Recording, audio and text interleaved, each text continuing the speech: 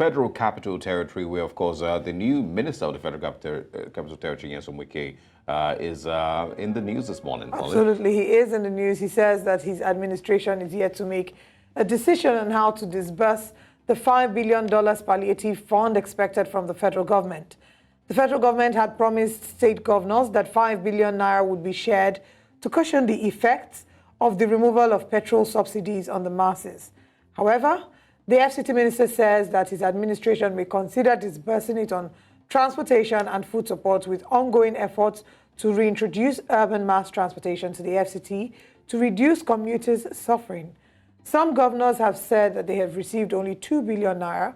Others said that they had not been paid anything, while some claimed to have been paid in full.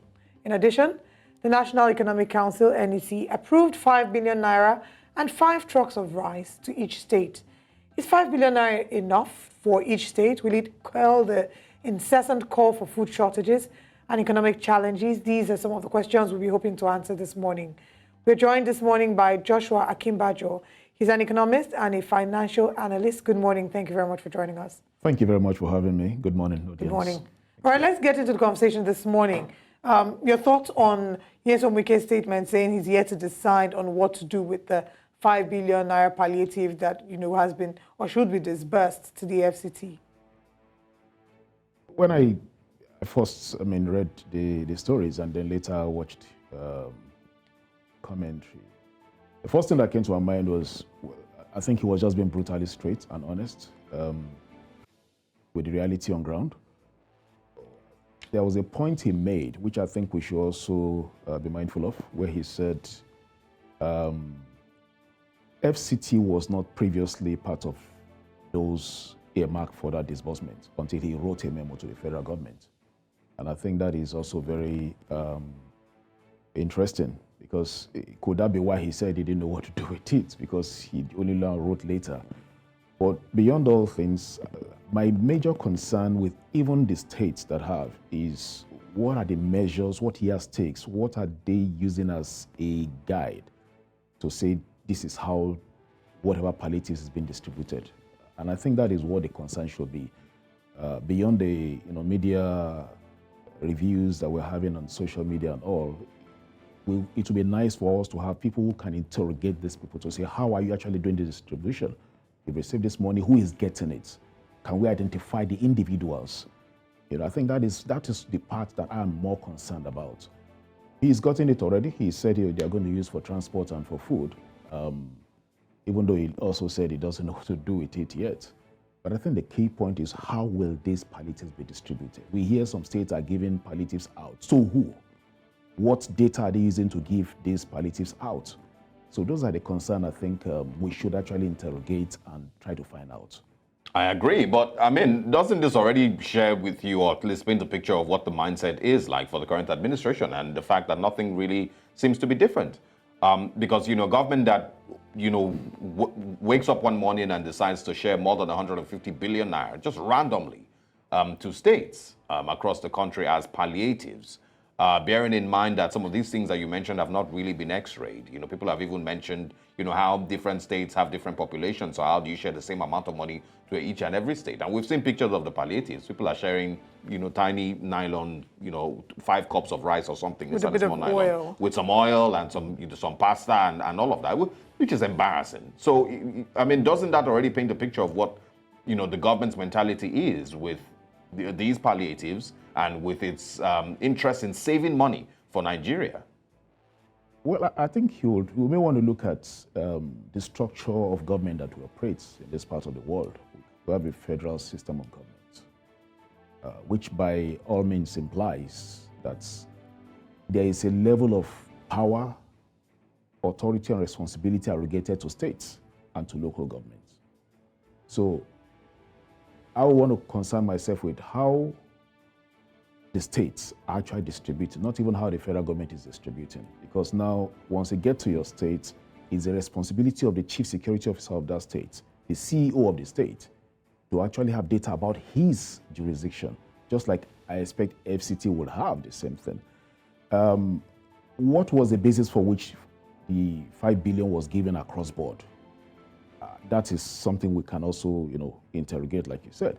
But the key point for me is I was looking at how is FAC distributed, the federal allocation that is given to every state. Yeah. Is there a percentage? Is it prorated?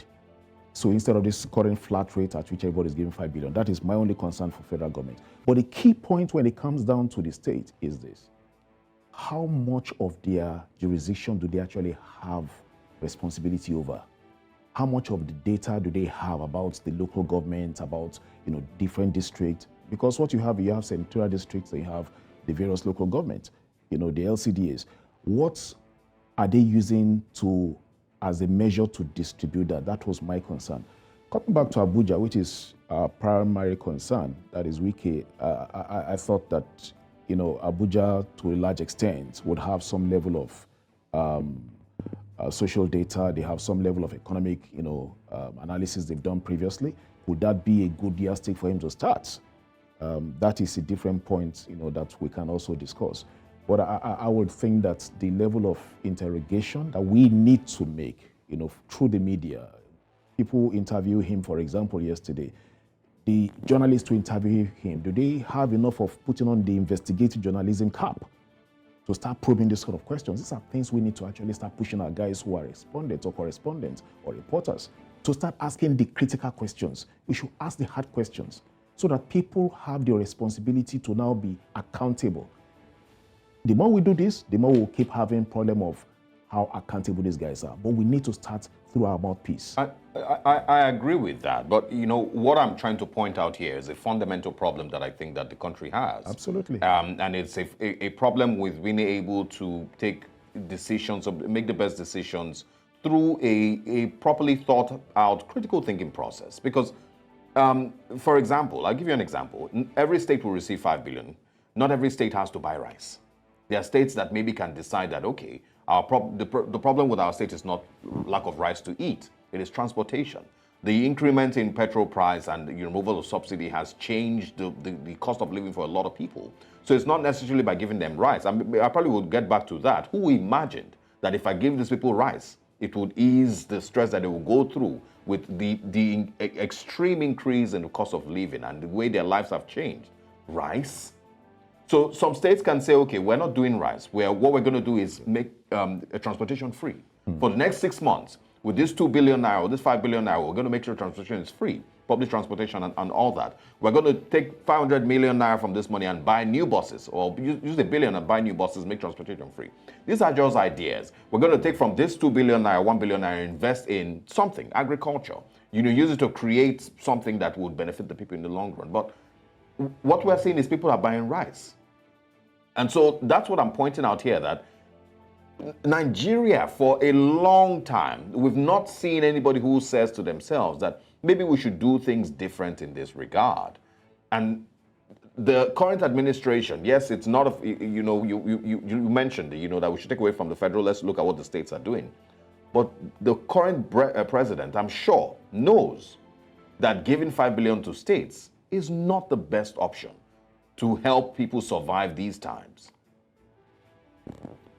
Maybe what we also need to ask as we, delve into this conversation, permit me to go back again to the primary essence of the initial question, which is Wike and FCT. And if you look across board, what is the point of conversation that they are having? What is the decision based on? It was in conversation with the contractors, which was actually what led to this interview. What was they said? He made a point that I actually found very interesting and quite intelligent, when he said they may not need to revert to federal government to get monies that they will use to fix their road and fix all the amenities. That he wants to start interrogating what the state have and become accountable for what they do. I think that is a smart point to, let's give him credit for that. Yeah. And when it comes to what they will do, I hear him say the transport system. I hear him say food. But there was an emphasis he placed so much on the mobility of people. And I think that is one point we should also give him credit for. But where I have an issue is the level of critical thinking that goes into the economic overviews that is carried out in each of the territories is key. we don't have data. If we have, how are they sharing those data so that people actually know that everyone is accounted for? Do we even know how many children are born every day? Do we even know how many deaths happens every day? Those are actually the things that we should start concerning ourselves about. Yeah, maybe the government is still within, is it 100 days or so? Still less than 100 days. But what level of talents, what level of infusion of ideas are going into this core point? Because without data, everything is useless. All right.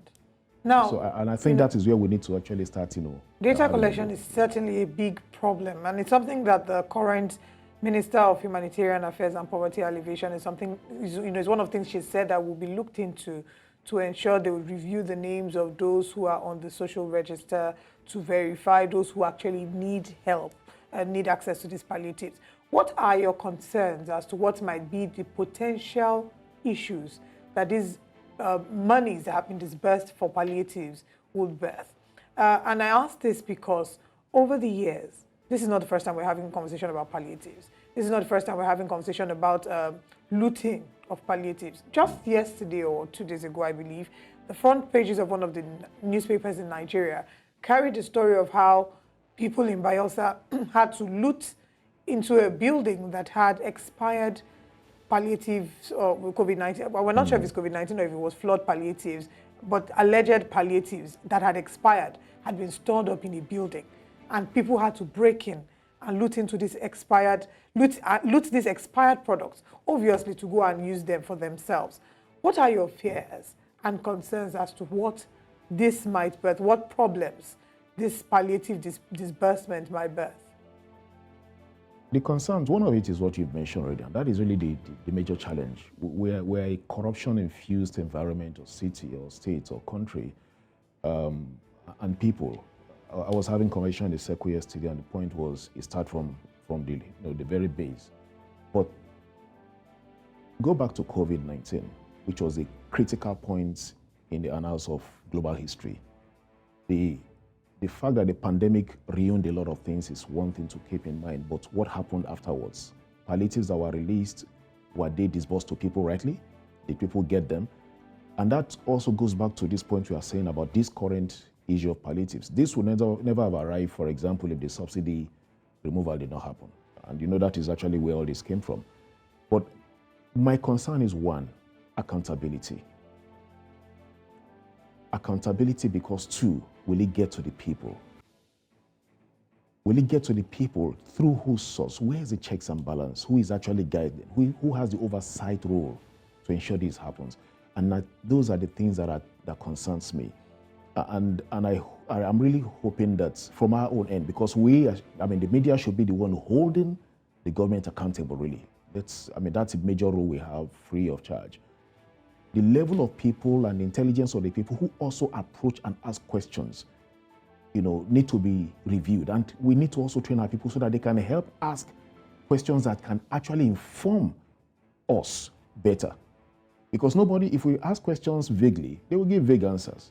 When you push with hard questions, we can get the right answers. So accountability, key. What is the level of checks and balances? And hope we don't even find these things at the back of some people's homes. And then another 5 years, we say we just found some of these, food items or money in people's accounts, and people never got to have this. Yeah. And I think that is a concern that I really have. Well, there's that, and there's also the part where how long are you going to give out palliatives? Are you going to give them out every 2 weeks or every month? Are you going to keep giving them out until, maybe Nigerians are able to adjust to the fuel subsidy removal? How sustainable is it? Even as you mentioned this, my concern is what are the healthcare situation with each of those things? What are the health centers that they have? They have various individuals, local governments have primary healthcare centers. Yes. This is part of what you can start doing. Can they put drugs in those places to take care of people? Can they actually get more people into those systems to take care of people at the lower level? Those are some of the points I think, we can ask and we can actually push back. Again, it goes back to, like we said, accountability. Yeah, I totally agree. I also want to ask about, since these things, this conversation started, since the end of petrol subsidy, and of course, now we're talking about palliatives and, sharing 5 billion. There's also been rumors here and there that maybe the government will take steps to bring back fuel subsidy, even to a little extent. to at least stop the fuel price from going up. Because if the dollar continues to rise, you know, the likelihood is that petrol price will continue to also increase. If you look across Lagos this morning, there's a few petrol queues here and there that I've seen yesterday. What do you see happening in the next couple of months? Do you think that the Nigerian government might be convinced to maybe bring back a little bit of subsidy? I think I made mention a few weeks ago that there's also people who, you know, insinuate that our current petrol price, if you look at landing cost and all of those analysis, shows that we might still actually be paying subsidy. So do you think that there might be that option being considered? And if no, would it maybe have been wiser that we wait out a little bit, maybe 6 months, maybe 1 year, get the Port Harcourt refinery working, get, you know, maybe modular refineries, some other ways with which we can get petrol costs down before removing subsidy? The bit of subsidy is a different story entirely. We know that there was no subsidy even before the start of this year, even though it was not officially announced. Maybe this man came in as president and had the courage to just tell people that is what is going on. And we know it wasn't in the budget. But the one that I think we should ask and look at again is, at the point in time, if you make a policy that you know have backfired, or you take a decision that has backfired, one of the greatest, you know, character of a great leader is your ability to also retract, irrespective of whatever anybody think. Because the key point you should ask yourself is that you are there to serve the people. If a policy that has been done is not in favor of the people and it's not helping the people, you can always, you know, trace your step. And I think if you can do that, I'm going to be one of those that will give him credit for doing that, because it's important that we have stability first and the people are taken care of.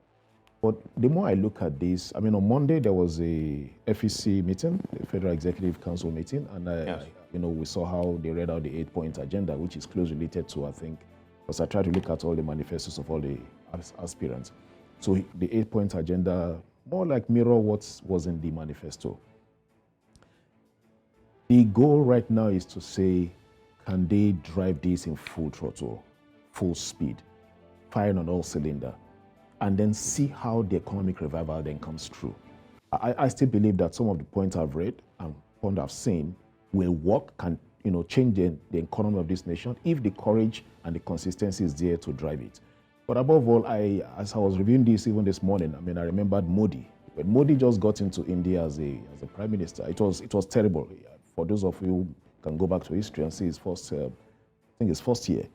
But the good about what has happened so far is that and I'm mirroring what is going on now with Modi. I just took that analysis. I was just reviewing the economy and the structure and all the policies. It might look a bit, you know, shaky and all of that. If they can have the consistency and the character with courage to drive it, I think we can have the nation back on track. Whether fuel subsidy comes in or not, again, is a different ball game. But I hope that the key point is what interventions they put in will be relevant. And I think we should give him credit if he take that decision to, you know, eat his, you know, that humble pie and say he's coming back to that level. But otherwise, I think it's important to understand that it's necessary to safeguard the nation and the economy at this point in time. Absolutely. And of course, Nigerians would be the victims of whatever decisions that are made. And Exactly. so I'm hoping that they make the best decisions. Yeah. Mr. Akinbajo, thanks so much for joining us. Thank you very much. Thank you. We'll see you again. All right. Have a great day. Have a good day as well.